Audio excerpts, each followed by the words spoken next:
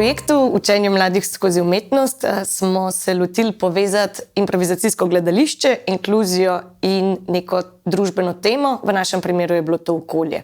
Z področja improvidališča smo se lotili metode gledališke improvizacije, ki jo lahko uporabljamo tudi izven konteksta samega ustvarjanja v gledališču in na odrskih deskah. Za improgledališče je namreč značilno, bom rekla, en sklop, en svet vrednot, ki potem nam pomagajo, da lahko spontano ustvarjamo z drugimi na odru, in nekaj teh vrednot smo si, bom rekla, sposodili za nek temelj našega programa tudi v tem projektu.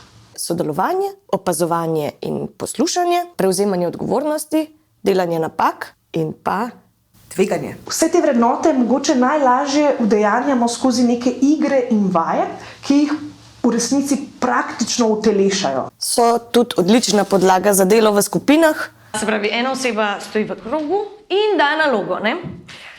Bibiti Bob.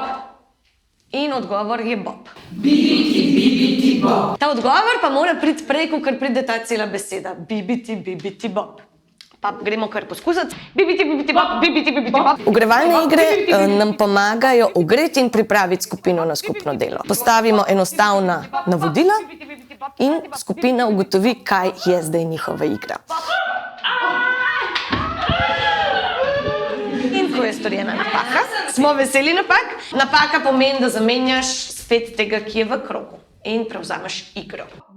Sproščenost pri izvajanju iger in vaj pomeni v bistvu neko sproščeno psihofizično telo, ki dovoljuje neke napake, spodrsljaje, se mogoče ob tem tudi zabava. Probamo res jasno kazati z roko, na koga kažemo. Ni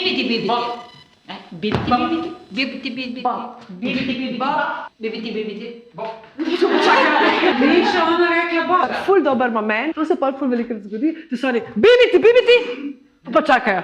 Bibiti Bob je fraza. Skupina so vedno posamezniki in posameznice. Bravo, super!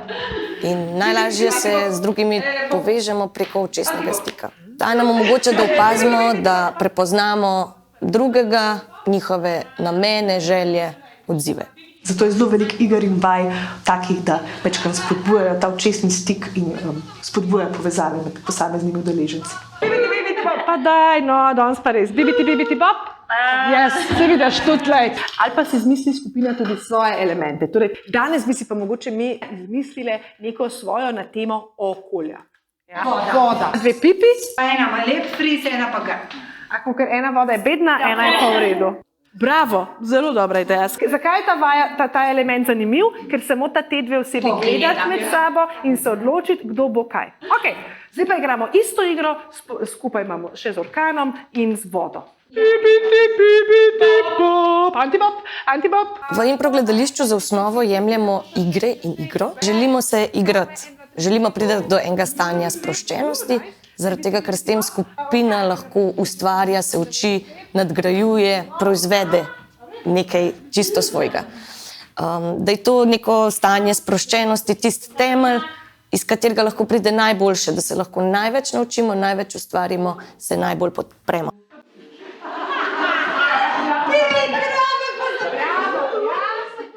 Eno vprašanje.